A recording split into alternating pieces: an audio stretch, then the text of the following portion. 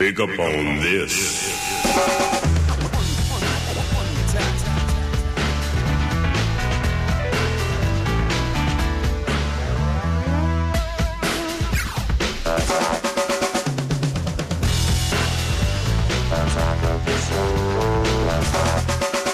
Stop pushing. I didn't know these buttons did Stop pushing anything. buttons. You can't. Oh, hey, everybody. Hey, what's up? Welcome to the old attack of the show. I'm Adam Sessler. And I'm Kevin Pereira. Oh, wait, you were, sorry, go ahead. I see. That's what I was brought up as a reader, and so that's understandable. What I read Understandable. Right there. How you You're doing, Kevin. buddy? I'm doing okay. Yesterday Yeah? was exciting. I'm excited again. It's round 2. We're ready to go. Right, and now I forgot that I had a holiday, so I'm back in the I'm not in relaxed zone anymore. Right, exactly. I'm back to stressed out Adam. Well, that's good. That's good. Did you get some sleep last night at least? I got almost too much sleep. I had a dream about Imelda Marcos, but that's for another place and another time. Let's TiVo that conversation. We're going to put it on pause. Sarah? Hi. You look well rested as well. I got 8 hours. Nice. Feeling good. Adam, glad you came back. We weren't sure if you would. Well, I mean, at least I remembered where the studio was. That was my biggest yeah, concern. that's kind of same studio you come to for X-Play, though, so. Oh, that's right. Yeah. Okay, I have no excuse whatsoever. If he doesn't have Well, an I'm intern back. leading him by the leash, he gets lost around the Exactly. office. He does. But do you remember how this show works? We start off, we talk about some websites. Apparently, not stuff about unicorns. Apparently, this is a unicorn-free Unicorns are discussion. not cool. I'm sorry. There was one guy in the forums backing you up. Magic, Pereira. There was one guy who was like, "Don't you see my avatar? It's pretty." And it was a unicorn, and that was whatever. Yeah, exactly. A guy posted on Joystick. This is one of those blogs. Right. They have them on the internet. Yes, they have many of them because apparently I care what other people think. Exactly. Well, what you care about is the fact that a reader posted that he saw at an EB Games a release list for the Xbox 360, and not only did it confirm, apparently, that FIFA 2006 and Tiger Woods were going to be Two of the biggest games I'm waiting for on the Xbox 360. You're a huge... rugby would be the only thing that could top it at this point. But not only did it confirm that, but apparently, and this is the saddest part, it confirmed that the games were $59.99. It doesn't surprise me, but I thought that's, well, there was also a quote from Jay Allard earlier today. Let's first say that this right now amounts to one guy saying, hey, I saw this honest, posting it on the net, just like my dad invented electricity and my mom really loves me. Those are things I've written. But it's also, he's saying it comes out the 2nd of November. There's nothing here that's like, jaw-droppingly shocking about it. He's pretty consistent. It is a little shocking because people were saying $60 perhaps for next-gen games, so doesn't that shock you a little bit? Or? Well, I think it's also, and this is why it's consistent with the statement looks like Jay Allard made with a British magazine, where he said that, look, the cost of the 360 is going to be somewhere near the $299 that it was for the original Xbox. I think they're trying to make more money on the game sites. They want people to buy the consoles. Will casual gamers be willing to pay $60 for their games? Yes or no? I think Call so. It says. I think so. Oh, it's disappointing. You're probably right, though. All right. A guy created a PC case out of PC cooling fans. Need I say more? Let me show you the pretty pictures here, folks.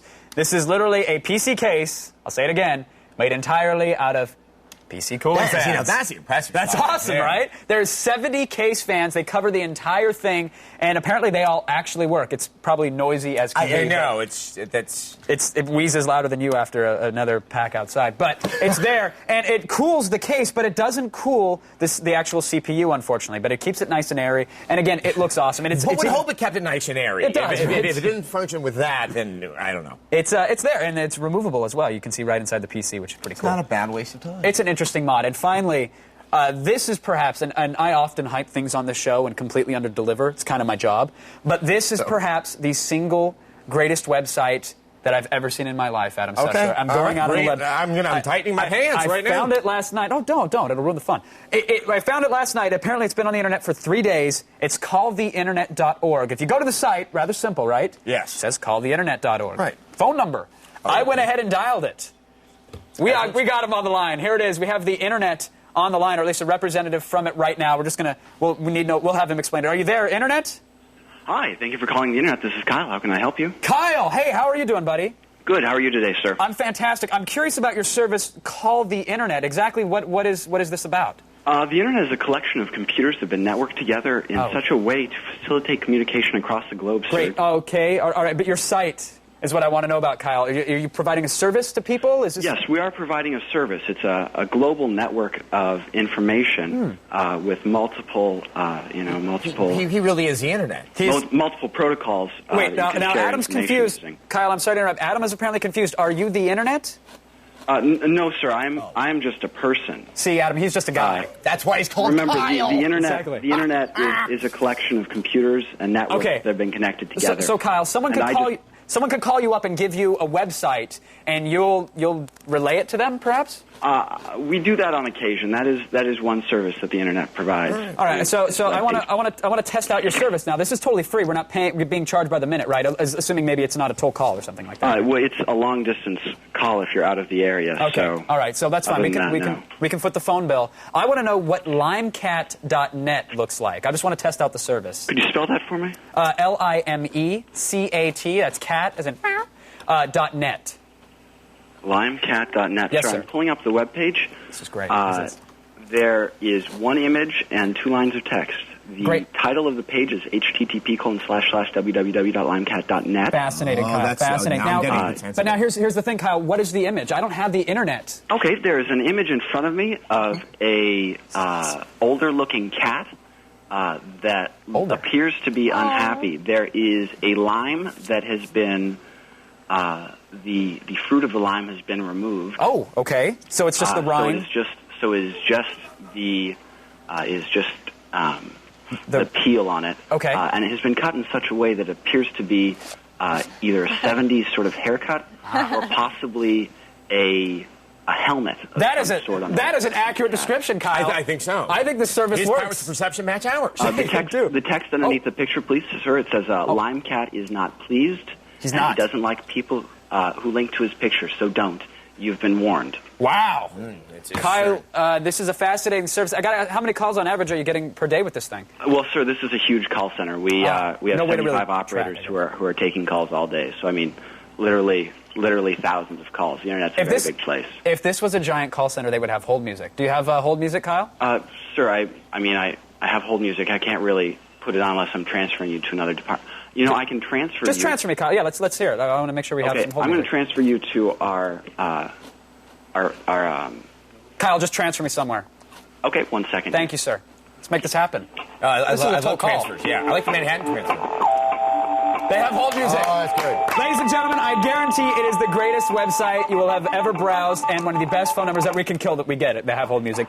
It's calltheinternet.org. Go there. Give these guys a call. I don't know who's behind it. I don't know exactly what it is, but I must say it is brilliant. Well, I have a feeling Kyle's going to be a lot more busy after this segment They that have we a just did right huge here. call center, Adam. They have it's an international call Well, center. I mean, cyberspace, that's a lot of real estate out there, so they Yes. can put in a couple of You know, phones. right now he's like, oh man, it's got to be ringing off the hook. It's going to be. I like So that. I like that. Be good to Kyle when you talk to him. Calltheinternet.org. Now, don't go anywhere, because I really don't want to have to explain all this over again. Next, a flaming fox, a grease monkey, and a platypus are teaming up to give you the internet on your terms. It's like the Amazing Journey.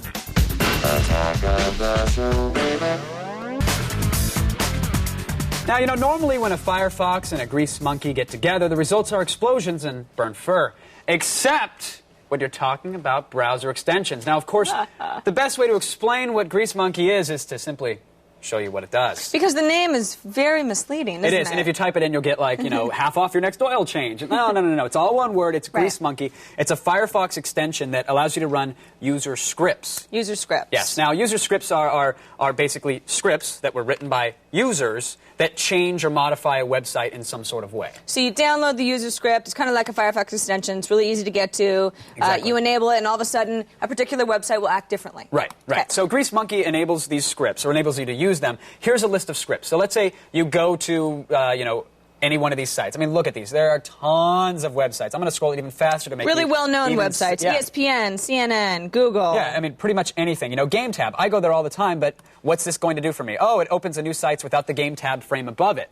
That's a nice little feature. Game Tab might not like it, Okay. but that's a cool So you're little still feature. going to get the same site functionality, but maybe you can get rid of some annoying ads or Yeah, something get like get that. rid of ads, format the page a certain way, make the text larger, smaller, whatever you want. So the best way to talk about this is to simply show it. So here's, show it. Well, I'm doing it right now. Here's the boing boing. Everybody knows the boing boing, right? So, I'm familiar with the boing. yeah. Now, the content that you really want is in the middle, and it's surrounded by all these ads and images and everything else. So notice in the bottom right-hand corner, you see this little shad monkey? Oh. Look at the monkey. He's sad. He's not having a good day. Well, I give him a little left click. He's a happy monkey he's now. mad as hell now. He's like, No, he's happy. He's I'm happy. red with fire and fury. He's ready to go ape on this page. Here it is. I refresh with the Grease Monkey turned on, and the user script, bam, gets rid of all the ads for me. So now... Okay, so all the images we're seeing now are part of the story and are relevant. Exactly. Everything else is gone. Exactly. Super cool. Another example, Fark.com. Again, these are user scripts. Somebody else made these. All you have to do is click on them. We're not saying we don't like Fark ads. That's just somebody else's No, business. I'm just saying I would like Fark to look like this. Wait for it to load. Boom!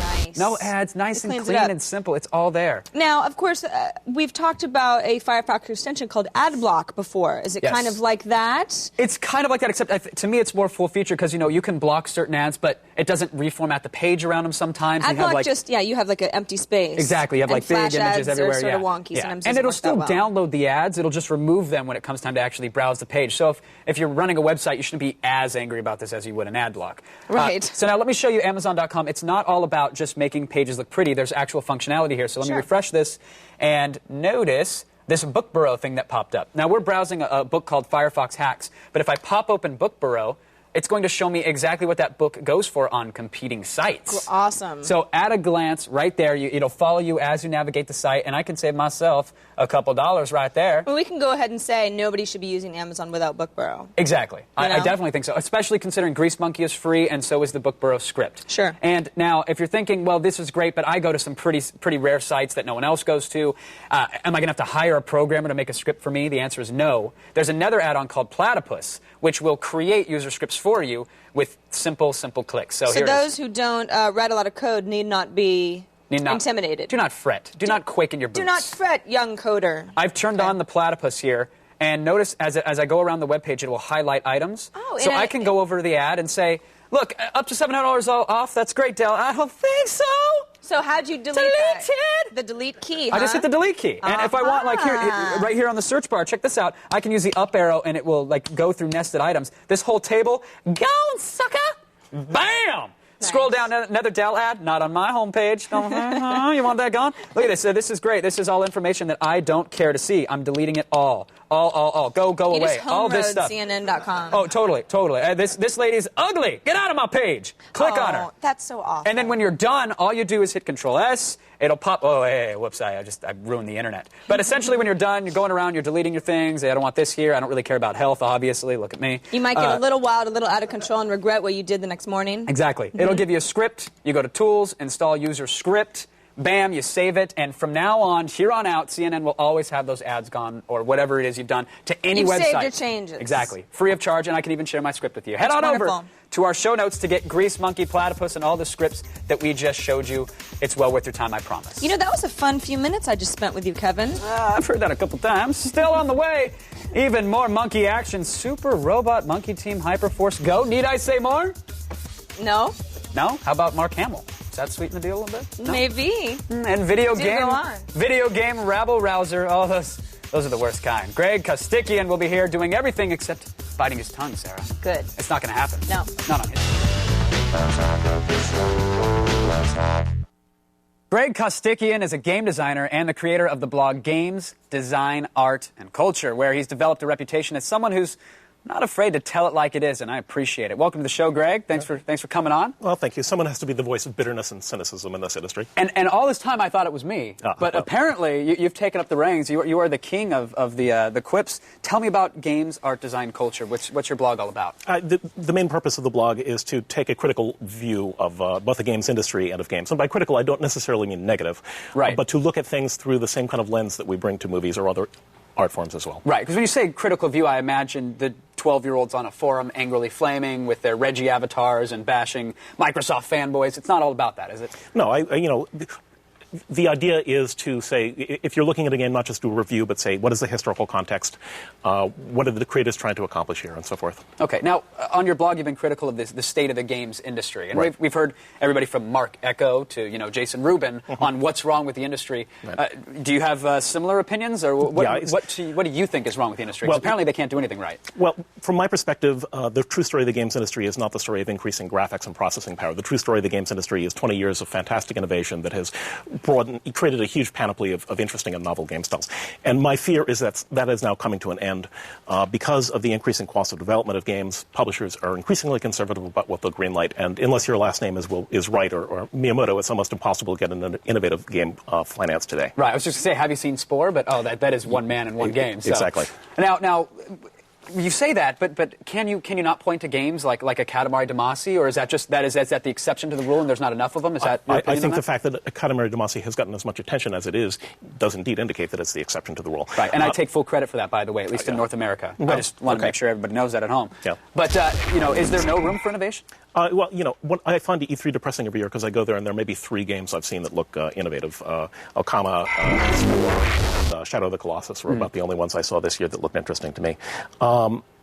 Yeah. And whose fault is this necessarily? I mean, it's partly the fault of essentially cowardice and lack of taste on the part of the publishers who are, go for the tried and true because they think they've got a better shot of getting their $5 to $20 million development budget back that way. Right. But unfortunately, if the industry ends and all we have are the same game styles we have today, I think the industry is in trouble in the long term.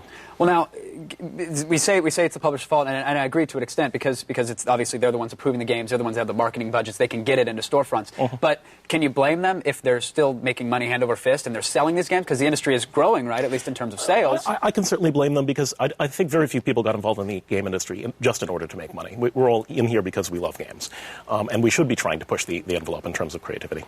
So now, tell me some of the people that in the company is responsible, perhaps, for this, in your opinion. Let's call them out. I mean, let's do it. I think you can lay a lot of the blame at the feet of EA, largely because they are the best capitalized company in the industry, and they've purposely pushed development budgets higher in order to squeeze out less capitalized competition. But you can also blame the retail channel, which has relatively few facings in a typical mall store for games, and as a result, most games have 2 to 6 weeks to make themselves nice. So you spend 3 years. A team of 100 people working in a game, you've got 2 weeks and you're out of the store. And that's not a good way to run an industry, it seems to me. Well, now, it's interesting you say that they blow the budgets up to squeeze out the competition. Right. But at the end of the day, it's not the competition that's buying EA's games. So wouldn't it then be the general gamer's fault for buying those games as opposed to buying the competition's games? Well, gamers can only buy what they find in the stores, in a way.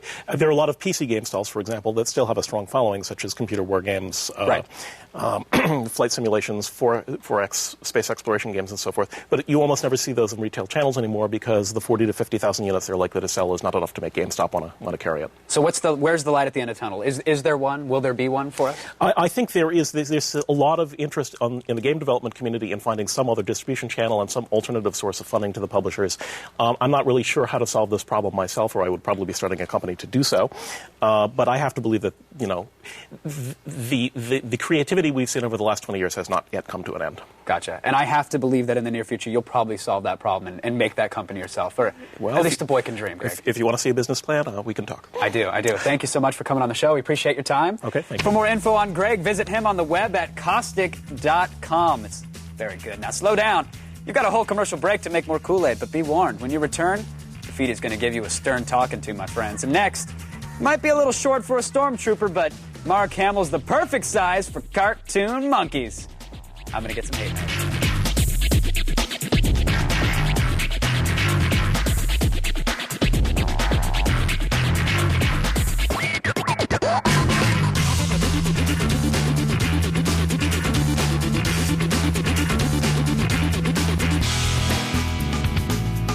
Welcome back. If you're just tuning in, you can find out all about the stuff you missed by logging on to www.getafrickinwatch.com. Still on the way, Electronic Arts' Dan Winters will take us on a sightseeing tour of Medal of Honor European Assault. And we'll reveal this week's user-created Attack of the Show CD cases. Woo!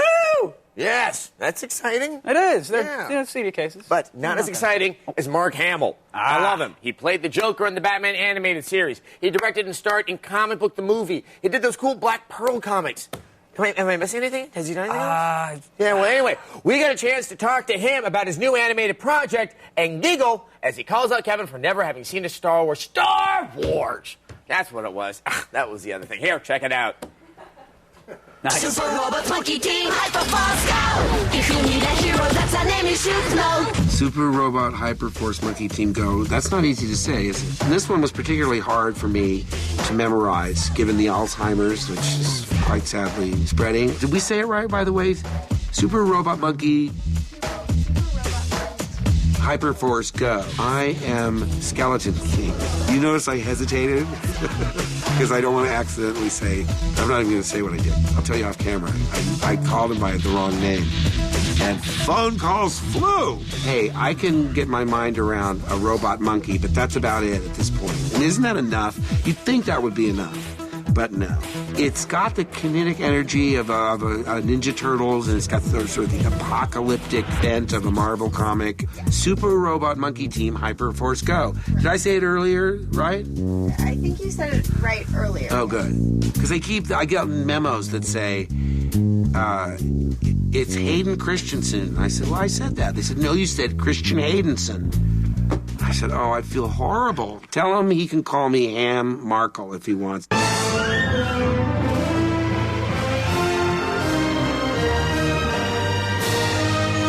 Sir Peter Hall said when he was directing me in Amadeus. I must admit, I've not seen the Star Wars films. I've never had a problem with that. But yeah, what card-carrying pop culture geek would admit I didn't see those movies? Kevin, shame on you.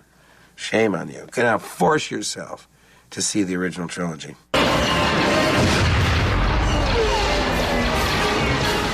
I've just watched episode 3, and it's just a whole different set of stories for a new generation. I'm not really objective because we had a beginning, a middle, and an end. And in my mind, it was really over. I think it's better to compare the modern ones within themselves and the old ones within themselves rather than to cross-generate. I did say, George, lighten up. I mean, get some humor in here. I mean, we had a character that said, hey, hokey religions and 2-bit.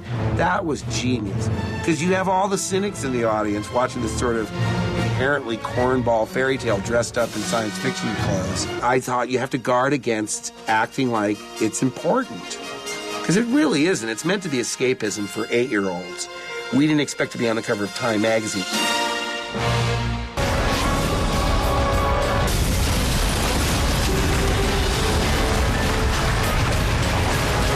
The Batman series is still one of my favorite shows I've ever done. It was so well written, had a nice sense of variety, from the dramatic moments to silliness and satire and all of it. And then we string him up and drop him in the tree. Any questions? Joker's one of those characters that'll be reinterpreted like Hamlet, and there's no definitive. I love Jack Nicholson. I thought Cesar Romero was great. I mean, I would have asked him to shave the mustache, but other than that, it's perfectly legitimate to reinvent it for new generations. Not now, Pooh. My audience who waits. I realized with animation, you're not going to be seen, you're probably not going to get a lot of recognition, and it was really good and healthy for me to realize, who cares? I mean, if you really enjoy what you're doing at the time, you're working with people that are a lot of fun. There's no downside. I really feel a kinship. I think the fans know, that I'm one of them. Vicky Vale can't go into the Batcave. Alfred is so fired, that kind of... I said that. Robot monkeys, so overrated. So, Kevin. Yes, Adam. If Luke Skywalker himself tells you to see the original trilogy, I think it's time. I really do. I was expecting to get served during that little package. Yeah, that's great. I knew that was coming up, but it had a force to it. Yeah, it gave me chills, and then I laughed. Really. In my defense, Adam, I have seen episode 3. Well, that's good. I'm very proud of you there, Kevin. Good. Yeah, anyway, we talked about more with Mark, but there's a lot we couldn't fit into this piece. So to read the full interview, check the show notes. Yes. And now, a live report from Sarah Lane from deep within the insurgent-controlled area of our set. It's The Feed.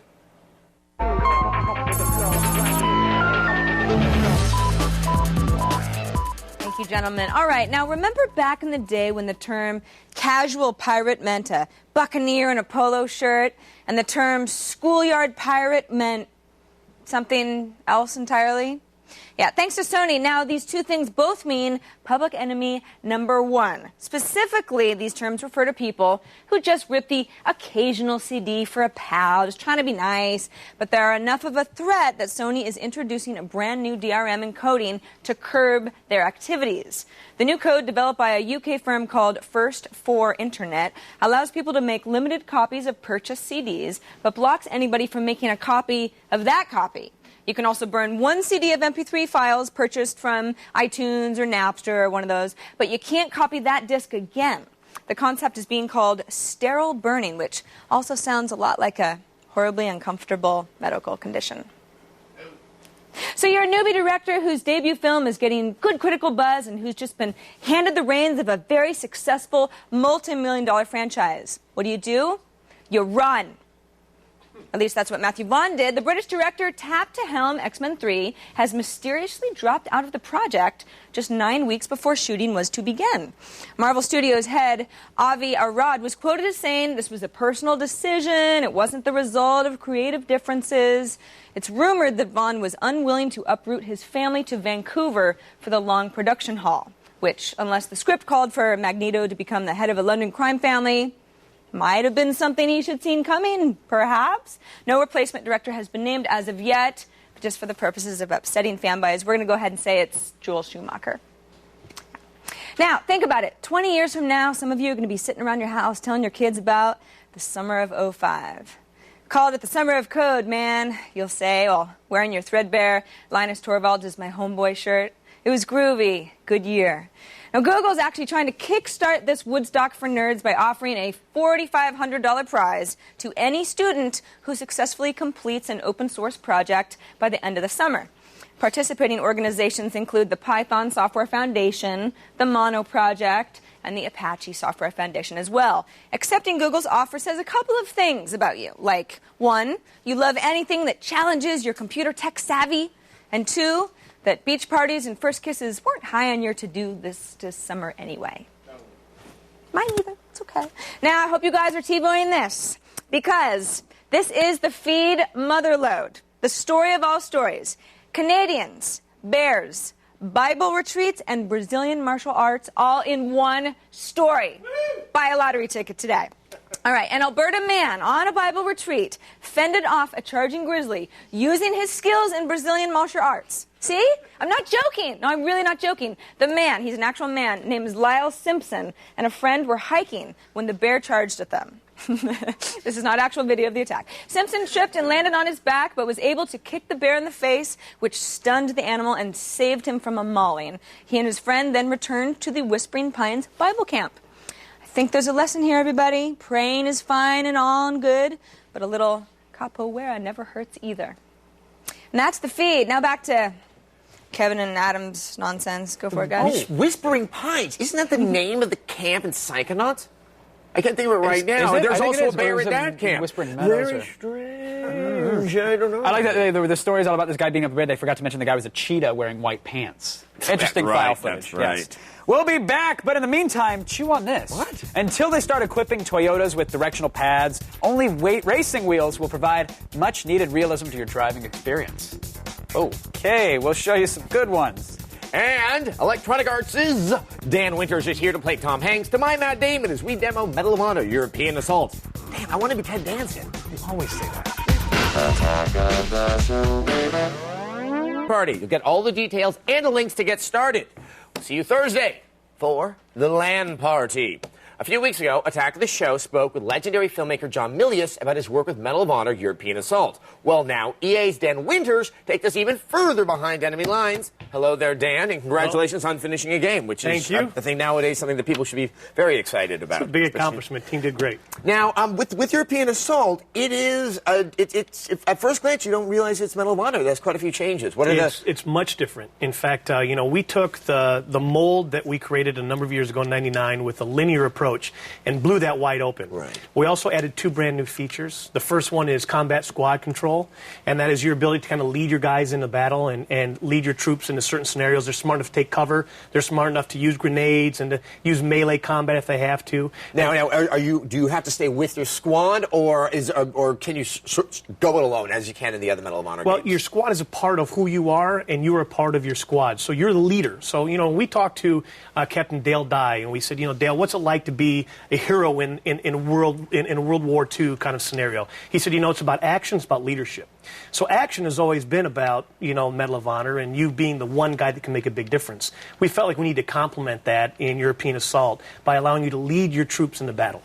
Now, also in the game, I think the big one is that it's more open-ended. A lot of people were starting to say about the Medal of Honor series, you only on this one path, it's all scripted and predictable. So how have you opened up the game? Well, I'd say that that's the biggest difference, not only between us and previous Medal of Honor titles, but us and the marketplace. And that means that we took a linear approach and scripted sequences and made it completely wide open battlefield. And that allows the player to really choose their path. How you want to actually navigate the space is up to you. Now, the battlefield proved to be a little bit more challenging for guys like Chris Cross and the guys who have been designing the game for so long, because they said, okay, before we could come in the front door, get in the middle of the action, and leave out the back door. Very linear in structure, conquest and go. Well, this forced them to have to be aware of 360 degrees of action, kind of get in the middle of the chaos. And so what we had to do is we had to make things a lot more visible to the player, and that's why you see some more of the icons. The more complex the game became, the more simple the communication of the player had to be. So, Kevin, does this feel more open-ended? Do you not even know where the end is? Yeah, I'm trying to stick with the squad so I can show how easy it is to really move them around. You just simply click in the left thumbstick, and the icon comes up, and you're good to go. So you're not taken out of the action like other games. Well, it looks like you also don't sort of see like the walls of a hill that sort of says, well, you're going to be walking in between those. Oh, exactly. And that's the thing. Like, I know I could have gone up a hill and perhaps sniped out some of these guys, which probably would have helped my team out a little bit more, but I didn't. I wanted to stick with them, so very cool. This is the most interesting part about the game. There's also an adrenaline feature that starts to bring it into Max Payne territory. This one took me by surprise, so let's talk about it. This is actually inspired by, again, Captain Dale Dye, and we said, what's it like to be inside the head of the soldier? And he said, when you're in the middle of the in-the-zone moment, and we talked to a lot of Medal of Honor recipients and did a lot of research, and we said, what's it like when you become a hero, when that ordinary guy becomes an extraordinary soldier? Well, that moment is kind of like when athletes are unconscious. They're in the zone. Everything slows down. Their focus is really crystal clear. Their audio is kind of muted out. And then they actually see what's out in front of them and accomplish their objective. Same thing for adrenaline. So we create a visual and an audio signature, which is what you see and feel when you're playing the game because it slows the world down. And we also gave you a great gameplay advantage in single-shot kills, unlimited ammo, and invulnerability for a certain amount of time. Yeah, just to be able to know at home, it's down here in the lower right-hand side of the screen. It's this little, probably G4 logo's blocking it, but it's the lightning symbol there, and it fills up. You can hit the black button. It slows things down. You have that precision. It's nice to know that this is also that you're doing it because you think it's more based on reality. Because when I first heard it, I'm like, well, that's sort of taking the realism out of World War II. Yeah, no, actually, we faced that because Captain Dye told us about this. We said, that's a really cool idea. How do we visualize that? And it definitely is. Dan, I think we are out of time with this. But great. thank you very much. And once again, congratulations on finishing a game. I'm going to keep playing. You are going to keep playing? Yeah, it's all right. I'll jump in. I'm taking over your show here. All right. Well, if you cannot wait to hear my vaunted opinion of the game, you can start playing Medal of Honor European Assault next Tuesday when it arrives in stores. We gave you a homework assignment last week. Well, they did. I didn't. And now it's Judgment Day. Your user-created CD cases are on the block next. And don't ever play a racing game with a standard controller again. Get yourself one of these high-end racing wheels, assuming you can afford it.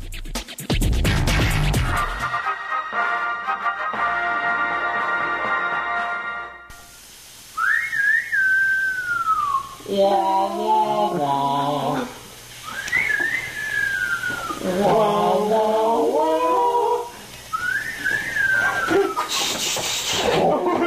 Oh, wait, scissors. Oh my God. I cannot believe that this just gonna kill him. I have to go to the hospital, Wally.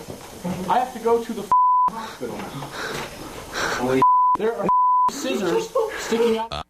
Tomorrow, we'll have a sneak peek at Video Game Vixens, and we'll sit down with celebrity judge Hal Sparks, who doesn't look nearly as good in a bikini, gotta be honest. And LucasArts producer Julio Torres, the man behind Star Wars Galaxy's Rage of the Wookiees, will be in our LAN party playing. You can probably guess it's his game. And finally, we find ourselves in Formula D territory trying desperately to act cool during a drift racing competition. Let me guess, the cornrows were a bit too much, right? All this, plus a free plastic toy on tomorrow's show. Now, playing a hyper-realistic racing simulator with only an A button or a D-pad is like removing your Ferrari's engine and powering it with a circus midget on a hamster wheel. It'd be fun, but not performance, really. You're not getting the full effect. And I know Adam Sessler's a man who says you need realistic racing options. You need a racing wheel, right, Adam? Yes, you do. I don't know if you need a midget hamster. Oh, that's weird. Okay, well, we're going to be looking at these 3 wheels right here. We'll start off with this bad boy here. This is the Speedster 3. Now, this is Xbox only, and it's got like faux force feedback, not real force feedback. And it's also designed for the Forza Motorsport game. That's kind of the impetus for it. Pretty much, yeah. I mean, what else are you going to play on it, really? I guess Project Gotham you could pull off, but that's about it. But I think Forza's a great game. It sounds like this wheel is not the best one for it. Exactly. Again, no real force feedback because the Xbox doesn't support it for whatever reason. There you have it. It is fully customizable. Who cares? All right, moving right along, this is the Mad Catz. Now, this thing has good value. Why? Because it works for all 3 consoles. Yes. That has to be said right off the bat, and it's only $49. That's not bad at all. The problem with that is what are you going to get for $49? You get a wheel that really has no force feedback at all. It just kind of tightens up a little bit as you turn it. So it's completely But it's yellow, so you can see it in the dark. This is true. When you're having light switch raves and people are glow sticks, you'll still be able to race your games. Check that out. It feels Feel the wheel. nice. It feels so good. Yeah. All right, that's the Logitech. Gets the job done. But this is it. This is the Cadillac. Is the Cadillac still the gold standard? Is that what you say? Or this is the HT? I don't know. This is the spinning rim of the spinning rim of the racing wheel industry. Yeah, you're just filled with analogies today, aren't you there, Pereira? And many other things. Wow. This is the Logitech racing wheel. This bad boy here, $149.99. Yeah, but you're getting what you're paying You really for. are. All right, the deal with this thing is that this wheel has full 900-degree rotation. It's the only wheel that has it. And it's got the resistance. And there's the game. I can play it. The pedals themselves, all the racing wheels that we're showing you today do come with pedals, but they're not just on and off. It's not the plastic like it's either all or nothing. Especially the brake. It has a little bit of give at the beginning, and then you can really slam in on the brake and let it go. Yeah, of course. But one thing that I think both of us commented on is that the gear stick here it feels just kind of cheap. It's flimsy. Even the $49.99 Mad Catz one had a beefier feel to it. This one's just kind of there. But then again, they all have the I think these are the F1 shifters back. If you could tell I'm a big time gamer.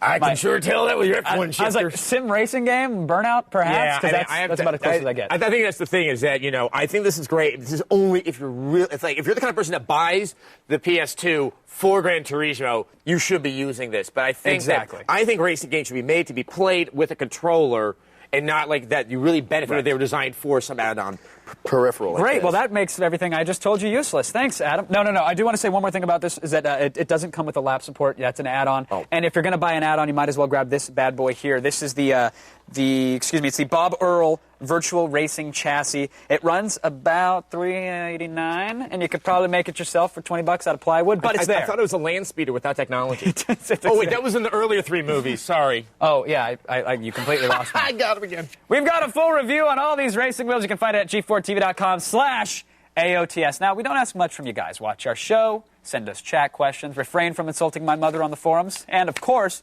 participate in our user-created.